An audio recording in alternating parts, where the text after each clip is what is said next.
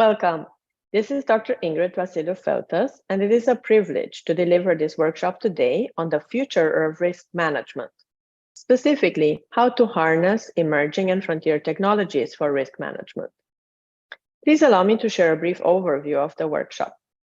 After reviewing our objectives and providing a brief introduction on global megatrends, as well as some of the key emerging and frontier technologies, we will dive into risk drivers, high-risk categories, risk causes, risk mitigation strategies, main challenges you will encounter when performing a risk or FMA analysis, as well as the concept of risk management by design for emerging and frontier technologies.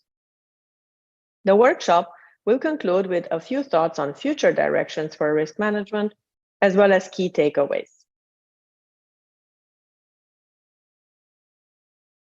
So let's review our workshop objectives.